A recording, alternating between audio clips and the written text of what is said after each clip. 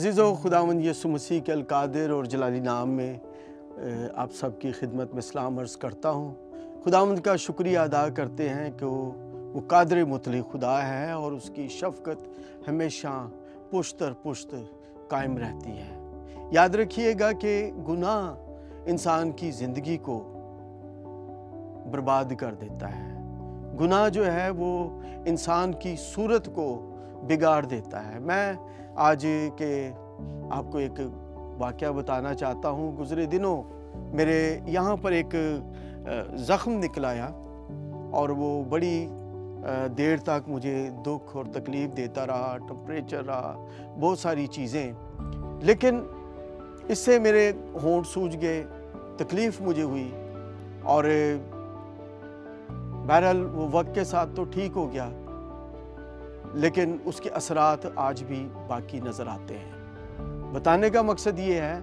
कि जब गुनाह इसी तरह जब गुनाह किसी की ज़िंदगी में आता है, बेशक हम तौबा कर लें तो भी उसके कुछ ना कुछ बाकी रह जाता है। इसलिए अज़ीज़ो, गुनाह जो है वो हमें खुदा से जुदा कर देता है। गुनाह जो है वो ख़ानदानों को तबाह व बर्बाद कर देता है। गुनाह जो है वो आज़ादी हमसे छीन लेता है। तो अज़ीज़ो, हम सीखेंगे कि ख़ानदान में तीन अहम किरदार, एक मर्द, औरत और बच्चे, इनका किरदार क्या है, इनकी अहमियत क्या है और ये हमारे लिए इतने अहम क्यों है और इसके पीछे खुदा का क्या मंसूबा था।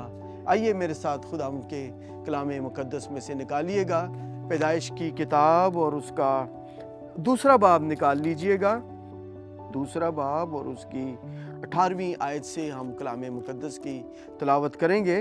बाइबल मुक़द्दस में लिखा है, और खुदावंद खुदा ने कहा कि आदम का अकेला रहना अच्छा नहीं, मैं उसके लिए एक मददगार उसकी मानंद बनाऊंगा। और खुदावंद खुदा ने कुल दश्ती जानवरों और हवा के कुल परिंदे और मट्टी से बनाए और उनको आदम के पास लाया कि देखे कि वो उनके क्या नाम रखता है। और आदम ने जिस जानवर को जो कहा वही उसका नाम ठहरा। और आदम ने कुल चौपायों और हवा के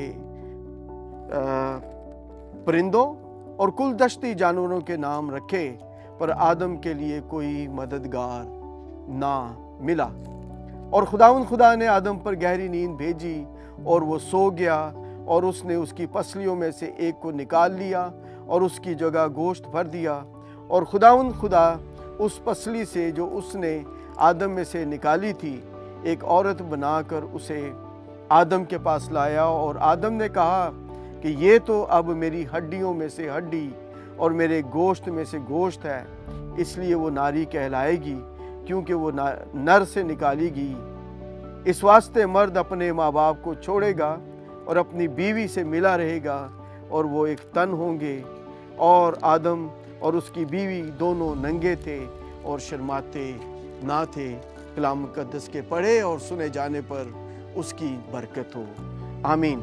अज़ीज़ो, जब हम इस हवाले पर गौर करते हैं खुदा के मंसूबे पर, तो यहाँ पर खुदा ने अपने बंदा मूसा के वसीले से बड़े साफ और वाज़ेह अल्फाज में तहरीर करवा दिया। और उसने कहा कि खुदावंद ने कहा कि आदम का अकेला रहना अच्छा नहीं, मैं उसके लिए उसकी मानंद एक मददगार बनाऊंगा।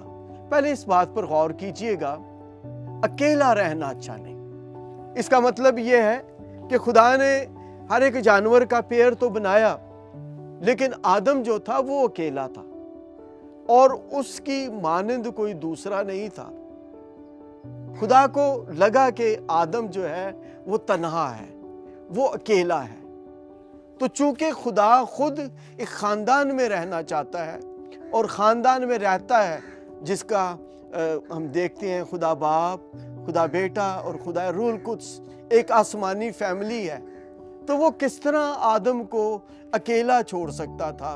उसने कहा कि आदम का अकेला रहना अच्छा नहीं, मैं उसके लिए, और अगला जुमला है, उसकी मानंद जैसा आदम था یعنی بائبل میں لکھا ہے کہ آدم جو تھا، انسان جو تھا، وہ خدا کی صورت اور شبیہ پر بنایا گیا تھا۔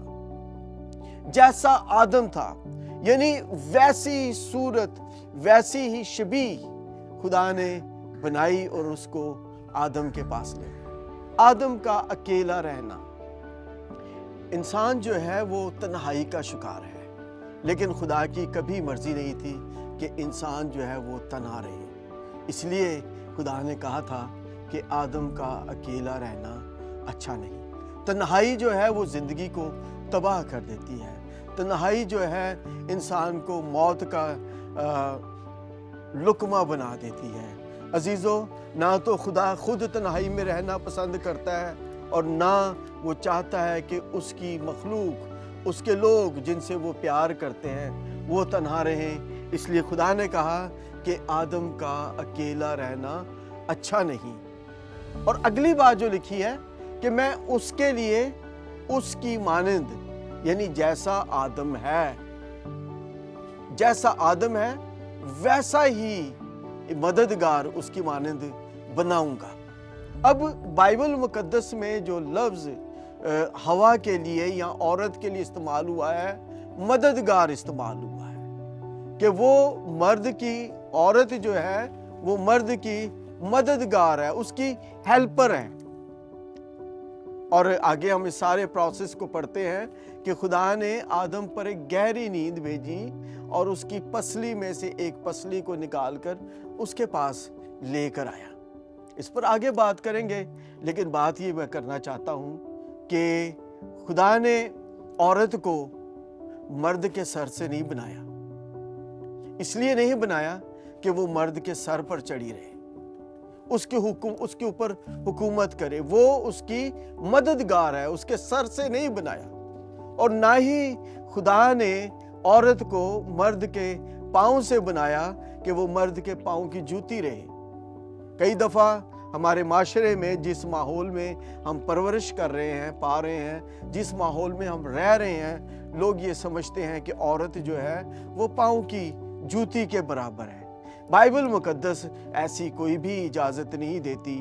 عورت جو ہے وہ خدا کی صورت اور شبیہ ہے، لیکن میں یہ کہتا ہوں کہ خدا نے عورت کو اس لیے نہیں بنایا کہ اس کے سر سے بنایا کہ اس کے اوپر وہ حکومت کرے، اس کے سر پر چڑھی رہے، اس پر اختیار رکھے، اور نہ ہی اس کے پاؤں سے بنایا کہ وہ اس کے پاؤں کی جوتی رہے، بلکہ خدا نے اس کو اس کی پسلی سے بنایا تاکہ وہ اس کے دل کے قریب رہے، اس کے ساتھ رہے۔ مددگار جو ہوتا ہے وہ ساتھ چلتا ہے، اور وہ عورت کو اس لیے بنایا کہ وہ اس کی مددگار رہے۔ تو عزیزو، اس پر آگے بھی بڑھیں گے، لیکن میں آگے تھوڑا سا اور دیکھتے ہیں کہ یہاں پر لکھا ہے کہ خدا نے آدم کو مٹی سے بنایا، اور وہ ساری چیزیں جب ہم پڑھتے ہیں تو جب وہ اس نے عورت کو بنا لیا، اس کی پسلی سے نکالا، تو آدم نے اس کو دیکھا تو بے اختیار وہ چلا اٹھا کہ یہ تو میری ہڈیوں میں سے ہڈی، اس کی پسلی میں سے نکالی گئی تھی، اور میرے گوشت میں سے گوشت ہے، اس لیے وہ ناری کہلائے گی، اس لیے کہ وہ مرد سے نکالی گئی ہے۔ خدا نے تخلیق میں آدم اور ہوا کو پیدا کیا، اور ہوا جو ہے وہ خدا کی صورت اور شبیہ پر ہے۔ اس لیے آئے عزیزو، اس پر اور زیادہ آگے بڑھیں گے، اس پر اور زیادہ آگے غور کریں گے۔ آئیے تھوڑا سا آگے چلتے ہیں اگلی منزل کی طرف، اور اس پر آگے خدا کے کلام پر غور کریں گے۔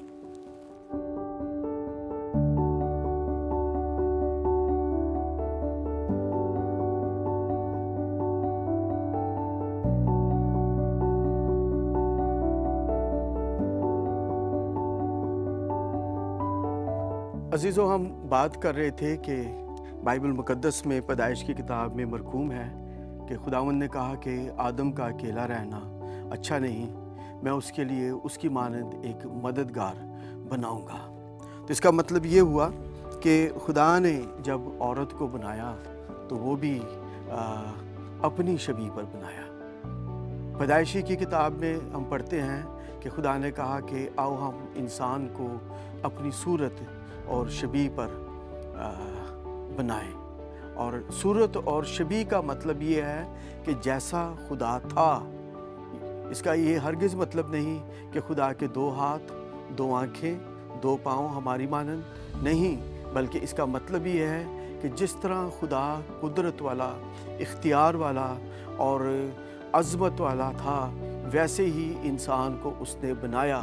اس لیے تو یہاں پر ہم دیکھتے ہیں کہ وہ تمام جانوروں کو آدم کے پاس بنایا. جب اس نے آدم کے پاس لے کر، جب اس نے آدم کو بنایا تو اپنی شبیہ، اپنی مانند بنایا. اور خدا دیکھنا چاہتا تھا کہ میں نے جو مخلوق اپنی مانند بنائی ہے اس میں کتنا اختیار ہے. اور آدم نے لکھا ہے کہ ان کے نام رکھے، اور صرف نام ہی نہیں رکھے. ڈاکٹر ڈیوڈ ینگچو کہتا ہے کہ خدا انہوں نے نہ صرف نام رکھے بلکہ ان کو وہ نیچر، وہ فطرت بھی دی. اگر اس نے کسی کو شیر کہا تو اس کو شیر کی سی فطرت بھی مل گئی.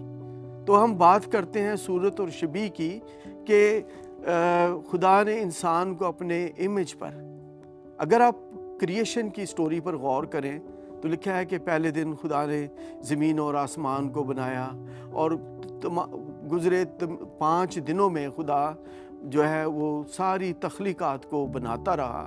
اور ہر ایک تخلیق کو جب اس نے بنایا تو بنانے کے بعد کہا کہ اچھا ہے. لیکن چھٹے دن جب اس نے انسان کو بنایا، یعنی ایک مرد اور عورت کو بنایا، تو خدا بے اختیار چلا اٹھا، بہت اچھا ہے. اس کا مطلب یہ ہوا کہ خاندان کی تخلیق دنیا کی ساری تخلیقات سے زیادہ بہترین ہے، بہت اچھی ہے. جب وہ ایک مرد اور عورت کو بنا چکا تو خدا بے اختیار چلایا کہ بہت اچھا ہے.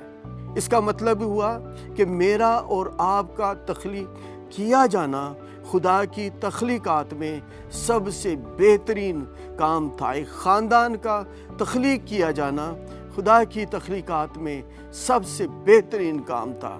اور یہاں پر آگے ہم مزید بائبل مقدس میں دیکھتے ہیں کہ جب خدا آدم کے پاس عورت کو بنا کر لے کر آیا تو آدم بے اختیار چلا اٹھا. اس کے اندر خوشی کی ایک انتہا ہم دیکھتے ہیں. وہ کہتا ہے یہ تو اب میری ہڈیوں میں سے ہڈی اور میرے گوشت میں سے گوشت ہے، اس لیے وہ ناری کہلائے گی کیونکہ وہ نر سے نکالی گئی ہے. میں پہلے بھی بات کر رہا تھا کہ مرد جو ہے وہ عورت سے نہیں بلکہ عورت جو ہے وہ مرد سے تخلیق کی گئی ہے.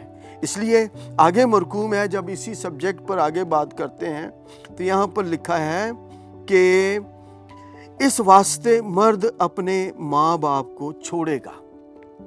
ہمارے ہاں بڑا ایک الٹا سسٹم چلتا ہے. ہمارے ہاں ایک خاتون جو ہے وہ پورے خاندان کو، عزیز و اقارب کو، رشتہ داروں کو چھوڑ کر ایک ایسے خاندان میں آ کر بسیرا کرتی ہے جس کے بارے میں اس کی ABC کا بھی پتہ نہیں ہوتا. اور وہاں پر آ کر ہم اس خاتون کے بارے میں کہتے ہیں کہ بھی یہ تو آ کر ہمارے گھر پر قابض ہو گئی ہے. اور عموماً جب ہم ساس بہو کی بات کرتے ہیں تو کہتے ہیں کہ یہ بیٹا جس کو میں نے 30 سالوں میں پال کر جوان کیا، یہ خاتون آئی اور اس نے 30 دنوں میں اس کو جو ہے بیوقوف بنا دیا، مجھ سے جدا کر دیا. لیکن ایسی بات نہیں ہے. شاید کوئی ایسا سوچ سکتا ہے. میں اکثر کہتا ہوں کہ ہم بہو کو کہتے ہیں یہ جی ہماری بیٹی جیسی ہے، لیکن اس کو بیٹی کبھی سمجھتے نہیں ہیں، اس کو بیٹی بناتے نہیں ہیں. اور اپنی بیٹی کے لیے کہتے ہیں کہ جی ہماری بیٹی جو ہے نا اس کے ساتھ تو بڑی زیادتی ہو رہی ہے، حالانکہ وہ بھی تو کسی خاندان میں بہو ہے. اس لیے ہم وہ جو آنے والی ہیں ان کی قدر کریں، اس لیے کہ ہماری بیٹیاں جو ہیں انہوں نے تو کسی اور جگہ پر جانا ہے. اس لیے عزیزو یہاں پر بڑی خوبصورت 3 باتیں بیان کی گئی ہیں. میں اس پر بات کرتا ہوں. یہاں پر لکھا ہے اس واسطے مرد اپنے ماں باپ کو چھوڑے گا. انگریزی میں اس کے لیے ایک لفظ ہے لیونگ، چھوڑنا. जब तक छोड़ा ना जाए मिलाप नहीं हो सकता। छोड़ना इंतहाई अहम ज़रूरी है। मैं हरगिज़ यहाँ पर इसको गलत ना लीजिएगा, मैं हरगिज़, मेरा मतलब कहने का ये नहीं कि अपने माँ बाप को छोड़ दें। मैं ये नहीं कह रहा कि उनकी इज़्ज़त ना करें, मैं ये नहीं कह रहा कि उनको ऑनर ना दें, मैं ये नहीं कह रहा कि उनकी सपोर्ट ना करें। मैं ये कह रहा हूँ कि बाइबल जो हमें कहती है हम उस पर अपना ध्यान, उस पर हम अपनी तवज्जो दें। इस वास्ते मर्द अपने माँ बाप को छोड़ेगा। हमारे यहाँ जो निज़ाम है, सिस्टम है, हम दो तरह के फैमिली सिस्टम में जो है वो रहते हैं पाकिस्तान में। पहला फैमिली सिस्टम जो है इसको हम कहते हैं जॉइंट फैमिली सिस्टम, जिसमें एक शौहर, बीवी, शौहर के माँ बाप, बहन भाई, अजीज़ो कारब, सारा पूरा एक ख़ानदान जो है वो इकट्ठे मिलकर रहता है, और इसको कहते हैं जॉइंट फैमिली सिस्टम। और एक और फैमिली है जिसमें हस्बैंड, वाइफ और उसके बच्चे होते हैं, एक सेपरेट इंडिविजुअल फैमिली सिस्टम। अब बात यह है कि दोनों निज़ाम जो हैं, दोनों के कहीं ना कहीं कुछ फ़ायदे हैं, कहीं ना कहीं कुछ नुकसानात भी हैं। मैं उस पर बात नहीं कर रहा, लेकिन मैं ये कहता हूँ कि अपने जो बाइबल हमें कहती है वो हम करें। यसु मसीह ने, अगर यहाँ पर ये बात थी तो यसु मसीह ने कभी ये नहीं कहा था, उसने कहा था कि तू अपने माँ बाप की इज्जत कर। खरूज की किताब में बड़े साफ और वाज़ेह लफ्ज़ों में लिखा है कि तू अपने माँ और बाप की इज्जत कर, और हुक्मों में से भी एक हुक्म यही है कि तू अपने माँ बाप की इज्जत कर। और इसके साथ जो बरकत है वो ये है कि तब वो तेरी रोटी और पानी पर बरकत देगा। अगर हम बरकत चाहते हैं तो हम उनको ऑनर दें, उनके सफ़ेद बालों की रिस्पेक्ट करें, उनके लायक। कई दफ़ा हमारे पास उनको देने के लिए टाइम ही नहीं होता। खाना तो दे देते हैं, शायद पैसे भी दे देते हों, लेकिन उनको इन चीज़ों से ज़्यादा ज़रूरत जो है वो मेरी और आपकी है कि उनके साथ बैठें, उनके साथ रफ़ाकत रखें, उनके साथ गुफ्तगू करें, उनके साथ चिट चैट करें, ताकि उनको हमारी मौजूदगी का एहसास हो। खुदा ने कहा था ना कि आदम का अकेला रहना अच्छा नहीं, तन्हाई जो है वो हलाकत का सबब बनती है। इसलिए उनकी इज्जत किया करें, उनके साथ रहें। तो यहाँ पर लिखा है इस वास्ते मर्द अपने माँ बाप को छोड़ेगा। मैं ज़्यादा तफसील से इस पर बात नहीं करूँगा, ये बाइबल की बात है। आगे कोई इस पर मानता है, माने, नहीं मानता, ये मैं इस पर आगे मज़ीद कुछ नहीं कह। और अगली बात लिखी है अपनी बीवी से मिला रहेगा। पहले है लिविंग, और उसके बाद दूसरा जो बात है वो है क्लीविंग, कि वो अपनी बीवी से मिला रहेगा। बीवी से मिलने के लिए एक नया फैमिली सिस्टम, एक नया निज़ाम स्टैब्लिश करने के लिए हमें कुछ छोड़ने की ज़रूरत है। हमारी निजात के लिए देखिएगा, खुदा अपने सिस्टम से हटकर बात नहीं करता। उसने अपने बेटे को भेजा, और बेटे ने अपनी बादशाह छोड़ी, बेटे ने अपने बाप को छोड़ा, बेटे ने अपने आसमान को छोड़ा, बेटे ने अपने तख्त को छोड़ा, और उसकी फर्मा बरदारी उसने की, और उस फर्मा बरदारी में उसने सलीबी मौत गवारा की। तो छोड़ना जो है वो तरक्की का सबब है, बरकत का सबब है। हम अपने बच्चों को घरों में बिठाकर, मैं कई दफ़ा कहता हूँ, हम उनको जुएं बना देते हैं। पहले तो अपने बच्चे को पाल रहे होते हैं, और उसके बाद बच्चे की जब बीवी आ जाती है उसको भी पालते हैं। कहते हैं खैर है जो छोटा वे, उनको कोई काम नहीं करने दे, नहीं नहीं इनको काम दी, काम की ज़रूरत नहीं है इसको। और फिर यही नहीं बल्कि उसके बच्चों को भी पालना शुरू कर देते हैं। और वो औलाद जिसको वक्त के साथ अगर हम छोड़ते तो वो स्टैब्लिश्ड होती, वो कुछ बनती, कुछ करती, हम उनको माजूर बना देते हैं। और आज हम माजूर ख़ानदान जो हैं वो डेवलप कर रहे हैं, माजूर ख़ानदानों को बना रहे हैं, ऐसी नस्ल तैयार कर रहे हैं जो अपने आप से ना तो डिसीजन ले सकती है और ना ही अपने आप से वो कुछ कर सकती है। वो मोहताज है किसी के कुछ कहने के, कुछ करने के। इसलिए अजीज़ों, छोड़ना इंतहाई ज़रूरी है। اگر آپ چاہتے ہیں کہ آپ کی اولاد ترقی کرے تو یہ قدم آپ کو اٹھانا پڑے گا۔ خدا نے اٹھایا، اس نے اپنے بیٹے کو چھوڑا، اور اس کے بعد ہمیں بھی ضرورت ہے کہ ایک ایسا قدم اٹھائیں۔ اور ایک آخری بات میں آپ کو بتانا چاہتا ہوں، یہاں پر لکھا ہے اور وہ ایک تن ہوں گے، اکٹھے ہوں گے، ایک تن ہوں گے۔ مسیح، جب ہم کہتے ہیں کہ کلیسیا جو ہے مسیح کی دلہن ہے، تو میں نے شروع سے ہی کہا کہ زمینی رشتے جو ہیں آسمانی رشتوں کی تصویر ہیں۔ تو کلیسیا جب، تو یہاں پر ایک ہسبینڈ اینڈ وائف کا جو رشتہ ہے وہ خدا سے میل ملاپ کا رشتہ ہے، ایک دلہا اور دلہن کا رشتہ ہے۔ جس طرح کوئی دلہن اپنے دلہا سے کچھ پوشیدہ نہیں رکھ سکتی، اسی طرح ہم اپنے خدا سے کچھ بھی پوشیدہ نہیں رکھ سکتے۔ اس لیے عزیزو، اگر ہم یہ چاہتے ہیں کہ ہمارے خاندانوں میں یہ پروسیس کمپلیٹ ہو، لیونگ کا، کلیونگ کا، اور بیکم ون باڈی، یعنی ایک جسم ہونے کا، تو اس کے لیے ضرورت ہے کہ ہم اپنے آپ کو خدا کے حضوری میں، خدا کے قدموں میں پیش کریں۔ آئے اس پر کچھ اور بھی بات کریں گے، تھوڑا سا آگے چلتے ہیں اور پھر اس پر بات کرتے ہیں۔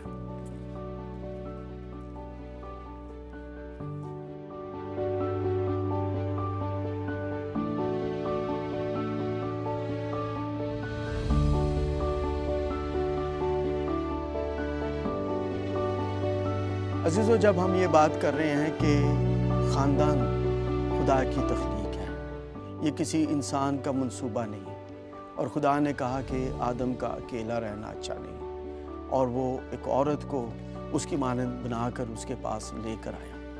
تو جب ہم اس پر بات کرتے ہیں کہ خدا نے کہا کہ ہم انسان کو اپنی صورت اور شبیہ، پہلے میں نے تھوڑا سا ذکر کیا، لیکن اس پر میں چاہتا ہوں کہ ہم تھوڑا تفصیل سے اس پر بات کریں۔ ڈاکٹر لیاقت کیسر صاحب اپنی کتاب ازدواج کا سفر، اس میں صورت اور شبیہ پر بحث کرتے ہوئے بتاتے ہیں کہ پرانے عہد میں جو بادشاہ ہوتے تھے وہ اپنے مجسمے، جن کو تسیلم کہا جاتا تھا، TASALAM، تسیلم بنا کر وہ دور دراز صوبوں میں نصب کر دیا کرتے تھے۔ اور چونکہ ایک بادشاہ کو اپنے دوسرے صوبے میں جانے کے لیے کئی دفعہ مہینوں کا اور بعض اوقات سالوں کا سفر طے کرنا پڑتا تھا، اس لیے وہ اپنے تسیلم، اپنی مانند، اپنے جیسے تسیلم بنا کر ان صوبوں میں نصب کر دیا کرتے تھے، تاکہ وہاں کی رعایا، وہاں کے لوگ اس بات کو دیکھ سکیں کہ ان کا بادشاہ جو ہے وہ کیسا ہے۔ تو ڈاکٹر لیاقت کیسر اس پر بحث کرتے ہوئے کہتے ہیں کہ بالکل اسی طرح خدا نے انسان کو اپنا تسیلم بنا کر، ہو بہو اپنی مانند بنا کر زمین پر رکھ دیا، زمین پر بنا دیا۔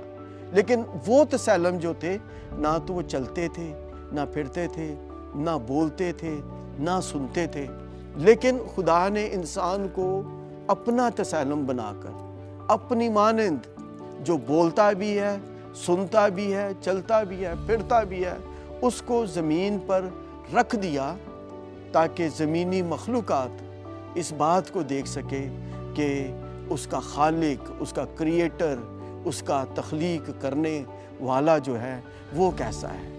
وہ لوگ ان تسیلم سے اپنے بادشاہ کو دیکھتے تھے، اور خدا نے انسان کو اس لیے بنایا کہ یہ تخلیقات دیکھ سکے۔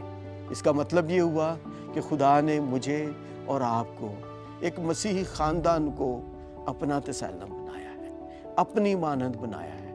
اس لیے بائبل مقدس یہ کہتی ہے کہ اپنے بدنوں سے خدا کے جلال کو ظاہر کریں۔ آج ہم خاندانوں میں رشتے کچھ اور سمجھ کر کرتے ہیں۔ پتہ ہے کیا سمجھتے ہیں؟ ہم یہ کہتے ہیں کہ جی منڈا دبئی چ بیٹھا ہے، یہ ویاہ کر دو، یعنی کہ ہمیں ایک اچھا خاندان جو ہے، لڑکا جو ہے وہ باعث حیثیت ہے، یا لڑکی امریکہ کی جو ہے نا گرین کارڈ ہولڈر ہے، وہ جو ہے نا، اگر پیچھے مقصد کیا ہوتا ہے؟ ذاتی لالچ، ذاتی نفاد پرستی، اور کئی دفعہ ہم یہ سمجھتے ہیں، یہ سمجھ کر اپنی بہنوں بیٹیوں کی شادیاں کرتے ہیں کہ ہم رشتہ دار بن جائیں گے آپس میں، اور بعد میں کیا ہوتا ہے، نہ تو وہ جو دوستی ہوتی ہے وہ رہتی ہے اور نہ ہی رشتہ داری رہتی ہے، نہ کوئی ماما رہتا ہے تو نہ کوئی پھوپھی رہتی ہے، سارے رشتے جو ہیں وہ ختم ہو جاتے ہیں۔ اس لیے عزیزو، خاندان جو ہے وہ رشتوں کو بنانے کے اس بات کے لیے نہیں ہے کہ کوئی کتنا پڑھا لکھا ہے، کوئی امریکہ میں بیٹھا ہے، کوئی انگلینڈ میں بیٹھا ہے، ایسی بات نہیں ہے۔ خاندان جو ہے یہ خدا کا منصوبہ ہے کہ خدا ترس نسل پیدا کرنے کے لیے۔ اور کئی دفعہ پتہ ہے کیوں ہم شادی کرتے ہیں اپنے بیٹوں بیٹیوں کی، کہ یار شاید اس کے وسیلے سے وہ لڑکا یا لڑکی نجات پا جائے گی۔ ایسا ہرگز نہیں ہے۔ اگر ایسا ہوتا تو سلیمان نے تو 1000 عورتوں سے شادیاں کی تھی، اور وہ چاہتا تو وہ ان سب کو اپنے خدا کی طرف لا سکتا تھا، لیکن ایسا ناممکن ہوا، بلکہ وہ ان کے سبب سے دوسرے معبودوں کی پرستش میں جو ہے وہ مگن ہو گیا، اور اس نے ان کے لیے اونچے مقام بنائے۔ اس لیے عزیزو، جب کبھی ان معاملات پر سوچیں، ان باتوں پر سوچیں تو خوب غور کریں کہ خدا کا میرے خاندان کے لیے کیا مقصد ہے۔ بائبل مقدس میں ایک بات لکھی ہے کہ نہ ہموار جوئے میں نہ جتو۔ آپ جانتے ہیں جوا کیا ہوتا ہے؟ جوا وہ ایک چوکٹا ہوتا ہے جو بیلوں کے گلے میں کھیت میں ہل جوتے وقت جو ہے وہ لگایا جاتا ہے، باندھا جاتا ہے، لگایا جاتا تاکہ دونوں بیل جو ہے وہ کھیت کو اچھے طریقے سے اس کو ہل چلا سکے۔ لیکن دیکھیں، اگر آپ اس میں ایک سائیڈ پر بیل باندھ دیں اور دوسری سائیڈ پر آپ بھینس باندھ دیں تو پھر کیا ہوگا؟ اس کا نقصان ہوگا، اس لیے کہ دونوں کی نیچر جو ہے وہ فرق ہے۔ بھینس کی فطرت جو ہے وہ فرق ہے اور بیل کی فطرت جو ہے وہ فرق ہے۔ وہ دونوں کھیت کو ہموار تو نہیں کر سکتے، لیکن کھیت کو تباہ کرنے میں اہم کردار ادا کر سکتے ہیں۔ کئی دفعہ ہم دوسرے مذاہب میں اس سبب سے شادیاں کر لیتے ہیں کہ شاید یہ خدا کے پاس آ جائے۔ ایسا ناممکن ہے۔ بائبل مقدس میں کہتی ہے کہ نہ ہموار جوئے میں نہ جتو۔ اس کا ہرگز مطلب یہ نہیں کہ بس رشتہ داریاں قائم کریں یا کیا کہتے ہیں کہ اچھے عہدے، روپیہ پیسہ، ان ساری ہمارے مقاصد تو یہ ہوتے ہیں، لیکن خدا کا مقصد جو ہے وہ کچھ اور ہے۔ آئیے خدا کے مقصد میں شامل ہو جائیں، نہ ہموار جوئے میں نہ جتیں۔ اپنے بیٹوں بیٹیوں کے لیے سوچیں، اس پر غور کریں۔ خدا چاہتا ہے کہ اس کی دلہن اس کی مانند ہو۔ آج ہم طرح طرح کے معاملات میں، طرح طرح کے حالات و واقعات میں، طرح طرح کی فکروں میں پڑے ہوئے ہیں۔ پیچھے مقصد ایک اور مجھے یاد آ گئی بات، ہم یہ سمجھتے ہیں کہ جب بیٹیاں جوان ہو جاتی ہیں تو کہتے ہیں بس اس کا رشتہ کر دیں۔ پیچھے خوف کیا ہوتا ہے کہ اگر ہم نے یہ قدم نہ اٹھایا تو وہ بیٹی جو ہے وہ خود کوئی دوسرا قدم اٹھا لے گی۔ ایک خوف کے پیچھے کہ ہمیں اس ذمہ داری سے فارغ ہو۔ ایسی بات نہیں ہے۔ بچوں کو، بیٹیوں کو خدا کا کلام سکھائیں، خدا کے بارے میں ان کو بتائیں۔ یاد رکھیے گا، موسیٰ کو پتا تھا کہ وہ کون ہے، اسی لیے تو اس نے فرعون کی بیٹی کا بیٹا ہونے سے انکار کر دیا تھا۔ تو پھر آپ کو ایسے دکھ سے، ایسی تکلیف سے گزرنا نہیں پڑے گا۔ ہاں، بحیثیت انسان ہوتے ہوئے ہم سے غلطیاں ہوتی ہیں، کوتاہیاں ہوتی ہیں، کسی نہ کسی طریقے سے ہم کسی نہ کسی طریقے سے ان باتوں میں انوالو ہو جاتے ہیں، لیکن خدا یہ چاہتا ہے کہ ان میں ہم پھنسے نہ رہیں، بلکہ وہاں سے نکلیں، وہاں سے آزاد ہوں۔ بہت سی باتیں ہیں کرنے کی۔ کئی دفعہ لوگ، آج ایک بڑا ٹرینڈ چل چکا ہے کہ طلاق طلاق طلاق، ایسی باتیں ہم کرتے ہیں۔ یسوع مسیح نے کہا تھا، لوگ آئے، یہودی فقی فریسی آئے اور اسے کہنے لگے کہ موسیٰ نے تو کہہ دیا تھا کہ تم اپنی بیوی کو طلاق دے کر چھوڑ سکتے ہو، لیکن یسوع نے کہا تھا کہ ابتدا میں ایسا نہیں تھا۔ تو یسوع مسیح نے ایسا کوئی حکم نامہ جاری نہیں کیا۔ آئیے زمین پر مسیحی خاندان کو خدا کی بادشاہت کا نمونہ بنانے کے لیے استعمال کریں. اپنے بیٹوں بیٹیوں کو، اپنے بچوں کو، اپنے خاندان گھرانے کو ایک مثالی گھرانہ بنائیں، ان کو چرچ میں لے کر آئیں. یاد رکھیے گا کہ آپ کو میڈیا نہیں دے گا، آپ کو ٹیلی ویژن جو ہے وہ پکچر نہیں دے گا. اگر آپ ہفتے میں کوئی ایک دن ہے جو خدا کا کلام سکھا سکتے ہیں بچوں کو، تو وہ سنڈے اسکول ہے، ان کو وہاں پر لے کر آئیں. بائبل میں لکھا ہے نا کہ لڑکے کی اس راہ میں تربیت کا، اور بائبل مقدس میں یہ بھی لکھا ہے کہ ان باتوں کو اٹھتے بیٹھتے چلتے پھرتے ان کو یاد کرانا. میرے بہن بھائیوں عزیزوں، میں اس ایمان کے ساتھ آج کلام کے اس حصے کو کلوز کر رہا ہوں کہ یقیناً آپ کو برکت ملی ہوگی. خدا کے کلام پر ان باتوں پر غور کیجئے گا. گو یہ کوئی بہت تفصیلی بات نہیں ہے. بائبل مقدس کو پڑھیں، کتابوں کو پڑھیں، اور مسیحی خاندان میں، مسیحی ازدواج میں آگے بڑھیں. God bless you. خداوند آپ کو کثرت کی برکت دے. خداوند آپ کے ساتھ ہو، اور خداوند اس ملک پاکستان میں مسیحی خاندان کو پروان چڑھائے. وہ مسیح کے قد کے اندازے تک ہر روز جو ہیں وہ بنتے چلے جائیں. یسوع مسیح کے قادر جلالی نام سے مانگتے ہیں، آمین. میں امید کرتا ہوں کہ آج کے کلام کے وسیلے سے آپ نے بڑی برکت حاصل کی ہوگی. اگر آپ اپنے کسی اور پسندیدہ خداوند کے خادم کو اس شو میں دیکھنا چاہتے ہیں، یا تو پھر کلام کے بارے میں مزید جاننا اور سیکھنا چاہتے ہیں، تو ابھی ہمارے فیس بک پیج پاک 7 اردو کے اوپر جائیے اور ہمیں ان باکس کیجیے. شکریہ.